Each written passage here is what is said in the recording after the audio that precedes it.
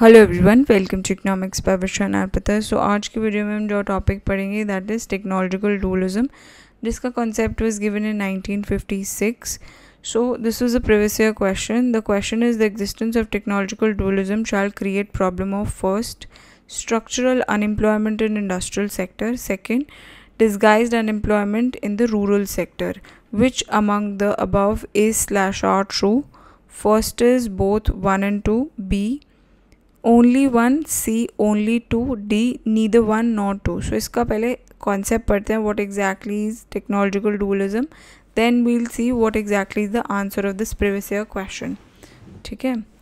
सो जैसे कि अनएम्प्लॉयमेंट, अगर आपने वीडियो देखी है तो आपको पता होगा कि अलग अलग टाइप की unemployment we have already seen. They are various other, apart from the one that we've studied, there are other unemployment as well. Seasonal होती है, casual होती है, unemployment for regular labor होती है, unemployment of white collared in urban areas भी रहती है, and disguised unemployment which is very common. जैसे एग्रीकल्चर में लैंड पे ज़रूरत सिर्फ 5 लोगों की है बट लगा 10 लोग रखे हैं, सो दैट इज़ जो 5 लोग एक्स्ट्रा हैं दैट इज़ डिस्गाइज्ड अनएम्प्लॉयमेंट. ऐसे सीजनल होती है एग्रीकल्चर में, कभी लीन सीज़न होता है, कभी काम का टाइम होता है, तो वो चीज़ है, तो that is seasonal unemployment. Casual है, कभी काम मिल गया कभी नहीं मिला, दैट इज़ कैजुअल अनएम्प्लॉयमेंट.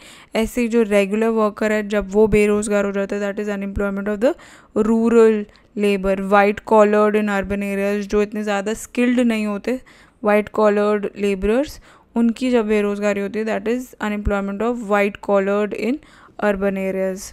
ठीक है. सो बोयकर जो थे, उनका जो सोशल डुअलिज्म, इससे पहले अगर आपने वीडियो देखा है, that is of social dualism. Social dualism में हमने 2 चीज़ें पढ़ी थी, एक वेस्टर्न सेक्टर होता है और एक ईस्टर्न सेक्टर होता है. ईस्टर्न सेक्टर जो है वो ट्रेडिशनल सेक्टर होता है और जो वेस्टर्न सेक्टर है वो एडवांस सेक्टर है. तो अगर वेस्टर्न आइडियोलॉजी ईस्टर्न आइडियोलॉजी के अंदर इन्फ्यूज़ करी जाती है तो देयर इज़ रेट्रोगेशन, मतलब वो चीज़ नहीं बन पाती कि वो वेस्टर्न थॉट्स को एक्सेप्ट ही नहीं करते. ठीक है. So that is there. So जो बोयके हैं, उन्होंने जो सोशल डुअलिज्म दिया था वो फेल हो गया था बिकॉज वो सॉल्व नहीं कर पाया था प्रॉब्लम ऑफ अनएम्प्लॉयमेंट, जो कि बेसिक प्रॉब्लम होती है अंडर डेवलप्ड कंट्रीज़ की. तो हिकिन्स जो थे, उन्होंने बताया कि जो यूज़ है डिफरेंट प्रोडक्शन फंक्शन का advance sector and traditional sector of under developed countries to technological dualism, उस चीज़ को बता रखा है. तो टेक्नोलॉजिकल डुअलिज्म जो है वो एक्सप्लेन करता है जो कॉजेज़ होते हैं अनएम्प्लॉयमेंट के इन अंडर डेवलप्ड कंट्रीज़. ठीक है.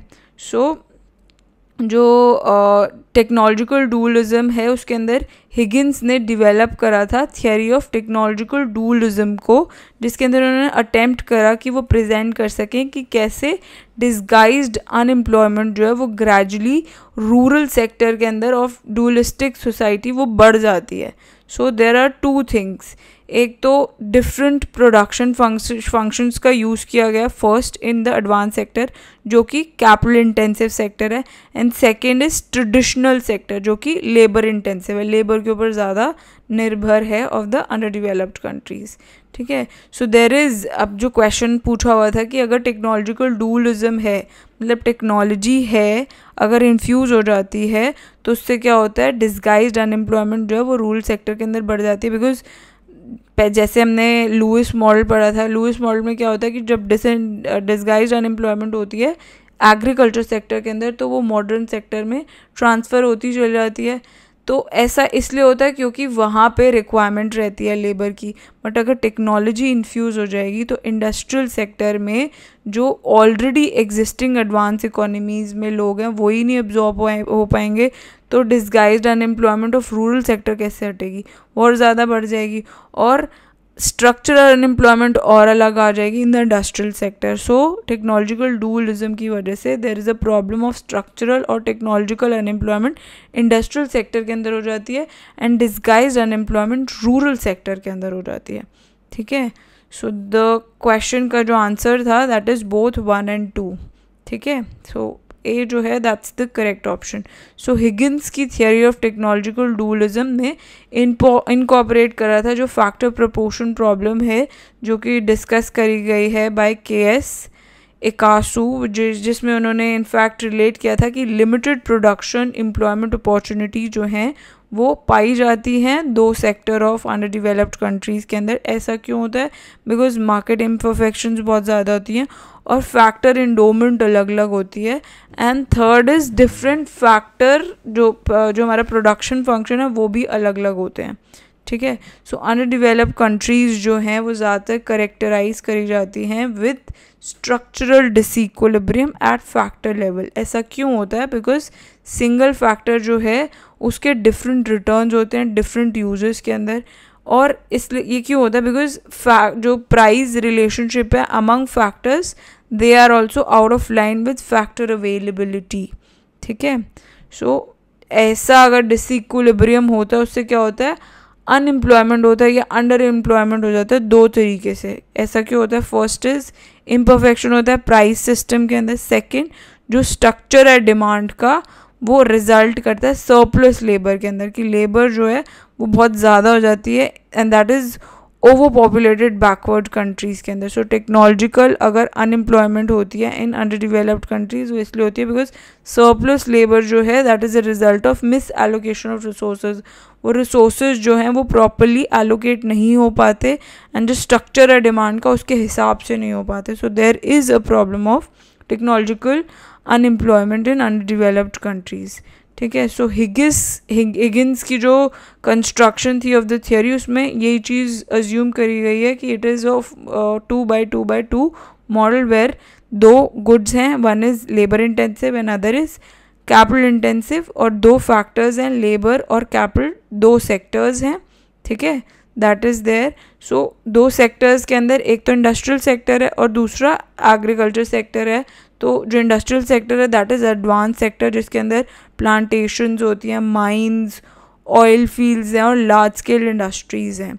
अब इसके कुछ फीचर्स हैं कि जो हमारी एडवांस्ड या इंडस्ट्रियल सेक्टर है वहाँ पे वो कैपिटल इंटेंसिव है and that is characterise by fix technical coefficient, कि जो कोएफिशिएंट है technical that is fixed. Factor जो है वो कंबाइन कर जाते हैं फिक्स प्रोपोर्शन के अंदर। जो कैपिटल और लेबर का रेशो है वो फिक्स्ड है, it is constant. So it is not in a position to create an employment opportunity at the same rate at जिस रेट से पॉपुलेशन ग्रो कर रही है।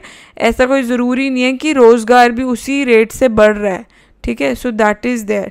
सो it is not in a position to create employment opportunity at the same rate as population grows. ठीक है, सो यही चीज़ है कि जो इसका आइसोक्वांट है वो परफेक्ट कॉम्प्लीमेंट्री शेप का होता है जिसमें ज़ीरो सब्सटीट्यूटेबिलिटी है बिटवीन द इनपुट्स, की फर्म्स जो है वो प्रोड्यूस करती हैं under fix proportion type of technology. ज़्यादा लेबर जो है that can not be used instead of capital. Labour को कैपिटल के भरोसे नहीं यूज़ किया जा सकता, मतलब उन दोनों की सब्सटीट्यूटेबिलिटी नहीं है।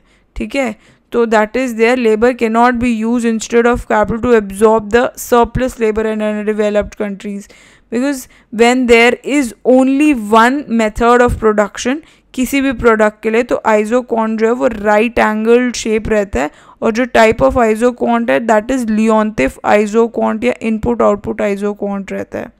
ठीक है, so if you see this diagram, यहाँ पे आपको इंडस्ट्रियल सेक्टर का आइसोक्वांट नज़र आएगा जिसमें there are different isoquant 1 2 3 and they basically represent different levels of output. और ये जो एल शेप है ऑफ आइसोक्वांट ये इंडिकेट करता है डिफरेंट लेवल्स ऑफ आउटपुट जो प्रोड्यूस हो सकते हैं only by a unique combination of capital और लेबर। और जो पॉइंट्स हैं ए बी सी डी ये इंडिकेट करते हैं combinations of capital and labour जो कि प्रोड्यूस करे जा सकते हैं on different isoquants, that is IQ1, IQ2, IQ3, IQ4। ठीक है, सो जो लाइन है OE ये रिप्रेजेंट करती है एक्सपांशन पाथ इंडस्ट्रियल सेक्टर का, और जो इसका स्लोप है वो रिप्रेजेंट करता है फिक्स फैक्टर प्रोपोर्शन को, जो कि हमने बताया ही है कैपिटल और लेबर का जो रेशो है that is fixed and that can not B change. Since fix technical coefficient है तो जो एक्सेस लेबर की जो सप्लाई है वो that will not affect the जो प्रोडक्शन टेक्निक है उसको अफेक्ट नहीं करेगी, तो जो सरप्लस लेबर है वो एब्जॉर्ब नहीं हो पाएगी। ठीक है, कि अगर कैपिटल कम है तो हम उसको लेबर से सब्स्टिट्यूट कर देते हैं, नहीं, that can not be done. तो सरप्लस लेबर एब्जॉर्ब नहीं हो पाएगी because there is fix proportion. So ये जो L1 L2 है, this the one that is depicted here, L1 L2, ये यूनिट ऑफ लेबर जो कि अनएम्प्लॉयड रहते हैं। So it is only when जब कैपिटल स्टॉक अगर इंक्रीज हो जाए in this, if you see, अगर आप ये देखोगे SF अगर ये बढ़ जाए ऊपर, तभी पॉसिबल है कि जो लेबर है वो एब्जॉर्ब हो सकती है, अदरवाइज़ नहीं हो सकती, कि एक्सेस लेबर जो है वो एब्जॉर्ब हो जाएगी जब आउटपुट बढ़ेगा। अदरवाइज एम्प्लॉयमेंट जो है वो उसमें ढूंढ सकते हैं, अपने रूरल सेक्टर में ढूंढ सकते हैं, नहीं तो एडवांस सेक्टर या इंडस्ट्रियल सेक्टर में नहीं मिलेगी जॉब। ठीक है, सो स्ट्रक्चरल अनएम्प्लॉयमेंट जो है वो होती है जब लेबर मार्केट जो है वो it is not able to provide job, हर किसी को जॉब नहीं प्रोवाइड कर सकती जब बहुत सारे लोग एम्प्लॉयमेंट ढूंढ रहे हो तो। ठीक है, दैट इज़ देयर। बात कर लेते हैं ट्रेडिशनल या रूरल सेक्टर की, जिसके अंदर they are basically engaged in producing food stuff, handicraft, very small industries होती हैं। So it has changeable technical coefficient of production. वहाँ पे क्या था, fix technical coefficient of production, यहाँ पे क्या है, changeable technical coefficient of production. तो ये चीज़ ध्यान रखना है कि जो हमने इंडस्ट्रियल सेक्टर पढ़ा था उसमें जो टेक्निकल कोएफिशिएंट ऑफ प्रोडक्शन था दैट वाज फिक्स्ड, यहाँ पे क्या है, it is changeable technical coefficient of production, hence it has different alternative combination हम यूज़ कर सकते हैं कैपिटल और लेबर के।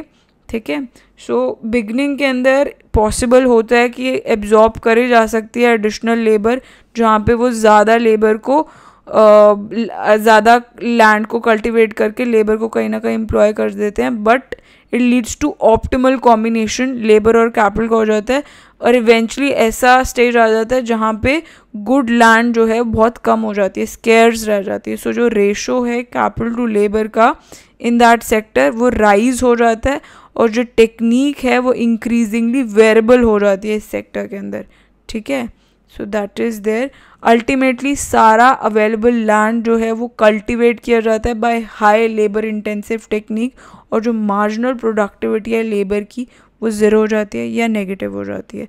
सो दैट इज़ वाई ये बोला गया कि अगर हम एग्रीकल्चर सेक्टर को देखें या हमारा ट्रेडिशनल सेक्टर देखें, वहाँ पे डिस्गाइज्ड अनएम्प्लॉयमेंट जो है that will appear because of technological dualism. ठीक है, so under these circumstances farmers जो हैं दे हैव नो इंसेंटिव, ना तो उनके पास इंसेंटिव होता है कि वो इन्वेस्ट कर सकें कैपिटल के अंदर, ना उनके पास इंसेंटिव हो सकता कि वो इंट्रोड्यूस कर सके labour saving techniques. As a result जो टेक्निक ऑफ प्रोडक्शन है और जो प्रोडक्टिविटी ऑफ लेबर है और जो सोशल इकोनॉमिक लाइफ है that remain at a low level in rural areas के अंदर, लो लेवल पे ही रहती है। आई होप आपको प्रीवियस ईयर का question as well as the concept of technological dualism अच्छे से समझ में आ गया होगा, विच वॉज गिवन इन 1956। ठीक है, आई होप समझ में आया होगा। Thanks for watching, bye bye.